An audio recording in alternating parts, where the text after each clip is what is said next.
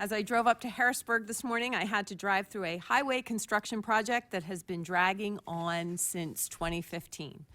Since being sworn into the House in 2015 and the Senate in 2019, there has always been one constant in my commute to Harrisburg. The Mount Rose Interchange project on Interstate 83 has always been under construction. For over 6 years, motorists in York County have had to watch an originally proposed 3-year project to update the Mount Rose Interchange turn into a 6-year nightmare. The project has been subject to constant cost overruns and change orders. And while PennDOT and the contractor are in litigation, I will say that this project may have been an avoidable disaster. A simple Google search would show you that this particular contractor performing the update to the Mount Rose Interchange has a track record of similar behavior in other states and municipalities. Senate Bill 812 is a simple but important tweak to our procurement code. Specifically, this language expands on the existing list of more than a half dozen instances when an entity has shown cause for debarment of suspension.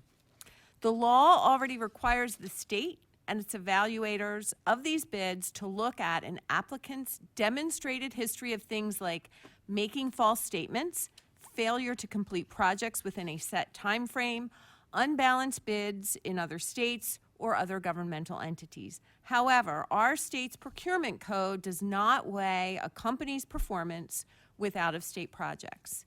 Senate Bill 812 takes into account the current lists that I mentioned earlier, like cost overruns and project delays, and applies it to out-of-state work.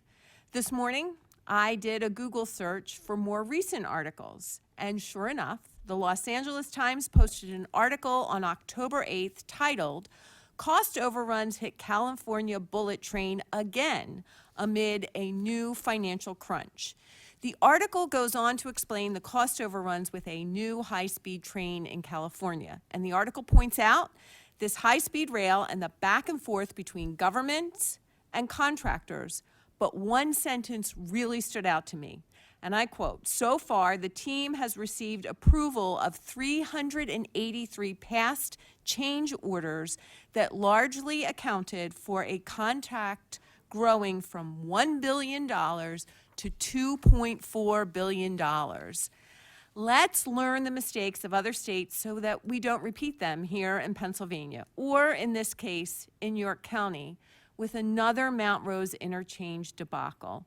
And I truly appreciate the committee's consideration of Senate Bill 812. And on the amendment, Mr.